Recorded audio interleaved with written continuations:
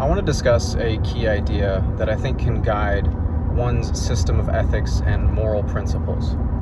And this idea comes from Parmenides, the Pre-Socratic Greek philosopher. The proposition that he had is that all is one, reality is undivisible, and everything to some degree is connected. I think understanding this idea can radically change how we show up and how we treat others. If we are all somehow inherently connected, doing damage to somebody else, hurting somebody else, is ultimately also doing damage to you. So then that begs the question, what is it that makes us seem different from each other? What is it that makes us seem that we are separate and unique entities? Parmenides argues that these differences between us are essentially failures of our senses. And this has been proven through many different scientific experiments that our senses are essentially flawed. We can only see certain wavelengths. We can only hear certain frequencies. So it is probable that when you consider the differences between us, there may be some link that we don't actually see, that we cannot actually perceive, that would lend credence to this proposition that all is one, that we are all connected. Part of what he says as well is that the perceived differences, the perceived, let's say, distances between us, those don't exist. And that is such a powerful proposition. Acknowledging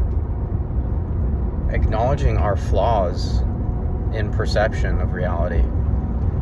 He runs lots of different experiments, lots of thoughts experiments to kind of lend credence to that. So that's something that, I would encourage you to look into. It's a really neat principle. But I also want to touch on this idea. If all is one, you never know when the person right in front of you is going to need love. You never know when the person right in front of you could benefit from your presence. If all is one, if we are all connected, you treating somebody else with kindness, you changing the paradigm, ultimately is going to give back to you tenfold. An act of kindness is as much for the other person as it is for you. All is one. And I love this proposition. And again, as with any proposition, you can either accept or reject or have some kind of rebuttal to it, but definitely a powerful concept. And I think for us to understand the nature of reality, bits and pieces of probably the God above, if you believe in the spiritual monotheism, maybe bits and pieces of who God is are revealed to us through each individual.